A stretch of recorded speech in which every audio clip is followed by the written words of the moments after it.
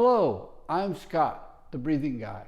I will train you to locate, generate, activate core key energy in physical activity. The physical activity of this video series is swimming. And I'm going to talk about engaging the torso for your breathing. This is about breathing while you're swimming. How do you create the greatest breath range within the act of swimming? And it's based on your torso. Now, when I say torso, I'm talking about way most people say there's a right way to breathe for swimming. There isn't. There's only an artful way to breathe based on your abilities, your capacity to work your torso, your lung ability. There's so many characteristics, so it's an art form to breathe for swimming. Now, begin with understanding that what is the basic function of the torso is basically to breathe, to expand and contract, to bring air in and to release air. You can watch babies. Babies move the belly button. In fact, we all breathe the same way in the beginning of life, but we all breathe different after we become adults or later on in life. We start at one point, then we change. Why? Because breathing is a reflection of your emotional, physical reality within the purpose of doing activities in life. So, swimming has its own breathing form. That's the point. And the beauty of the exercise of swimming is that you're conditioning the torso to breathe better. You're controlling your breath with a freestyle stroke. And even within swimming, you have two types of breathing form.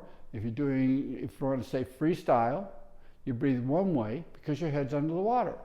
When you do backstroke, your head's not under the water, so you can breathe differently that way.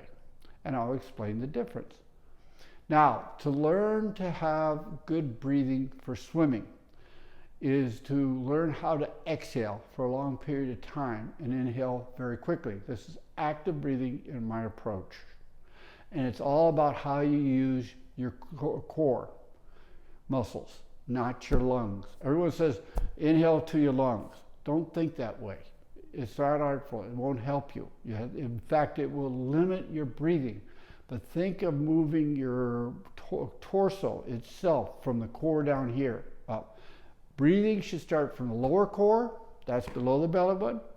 Upper core is diaphragm and chest. When you exhale, it's chest, diaphragm, lower core.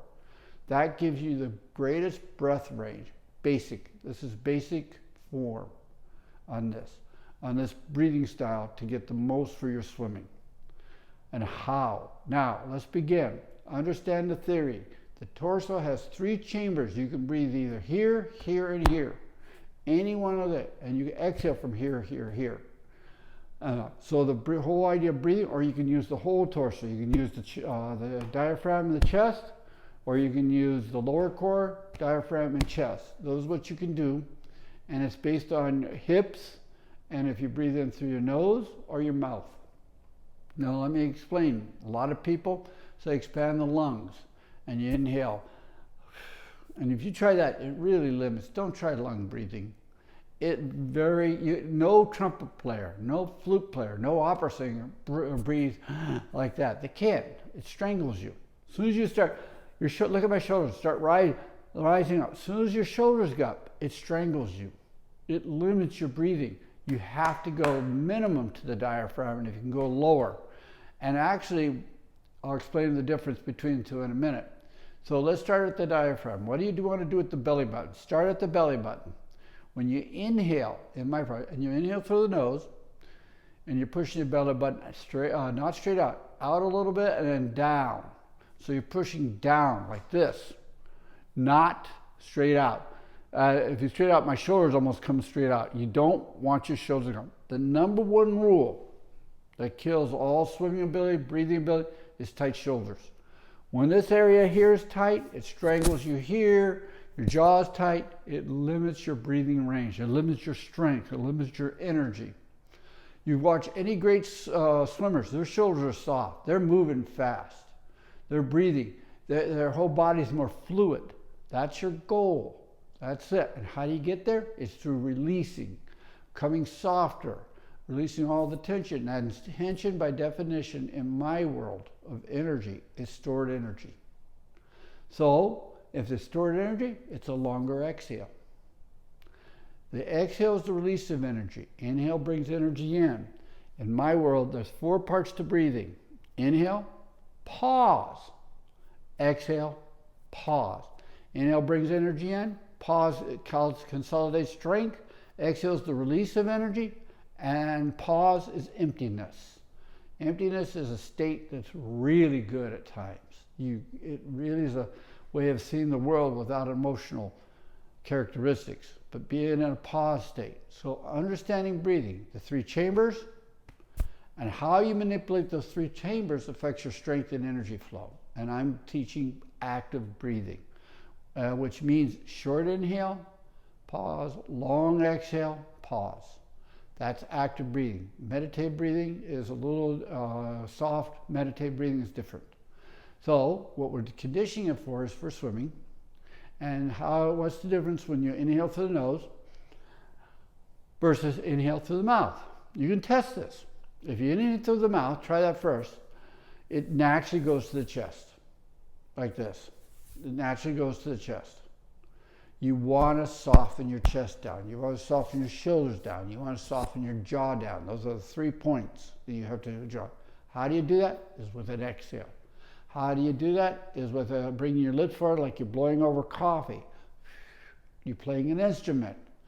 Anything like that, but use the lips. You don't go like that. You won't get a long exhale. How you shape your mouth affects how long you can exhale. In swimming or whatever you're doing involved. Even opera singers, how they do it with their lips in relationship to exhaling involved, creating tones. But that's another thing.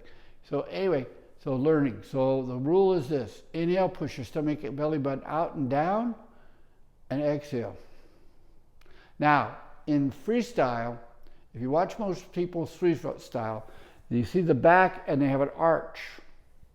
That's just the form most of the people do. When you do that, it's diaphragm and chest, but no lower core. If you're doing backstroke style, you want your hips tilted where you have a flat back. Now you can engage all 3 chambers and you have a longer exhale ability. You can make a longer exhale, shorter inhale, because you're using all 3 chambers that creates the torso bellows effect and what you want. But learning to exhale, learning to have a 20-second exhale is to release tension in your throat, tension in your chest, tension in your face, your jaw. That is the process. And then having a range of controlling the breath from down here to the diaphragm, below, while you're doing it. And when you're using the glutes as part of your breath, you won't use your shoulders. That's the rule. If you don't use this, you will use this. And you don't want to do that. It makes you weak. It makes it harder. It's not as much fun, basically, to be fluid. It's a state in itself. I do have a video series on meditative swimming, and it's controlling the breath with certain movements. I have different movements than most people have in swimming, and especially for a meditative, because I want the hands to move the arms. I want the feet to move the legs. That's just different. But back to breathing. So the idea of the theory of torso breathing, not lung breathing. Breathing is not, you don't say, oh, this is the right way to breathe. You have to find your artful way to breathe. There is no, the right way to breathe is not your chest.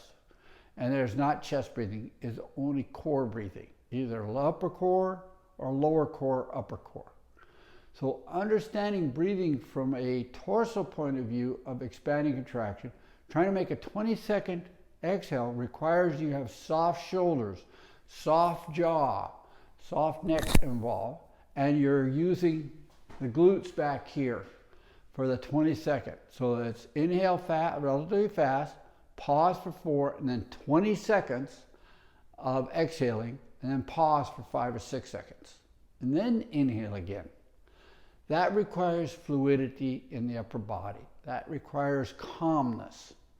And that requires a much more physical focus on your body. That's the key element I'm striving for in the swimming. A much more physical way of engaging. The mind here is in the body. You're gauging more. You're not thinking about it. There's no emotions there. It's just being in the moment of the physical activity. That's why people swim. 2, swimming is the only one of the few arts that you have to work with your breath to be effective. The better you deal with your breath, the more effective you will be in your swimming. The more enjoyable will be within the swim mechanics. Now, I can debate the swim mechanics is another story. But when you go to the exercise for breathing of all these people, when they say lungs, it's core.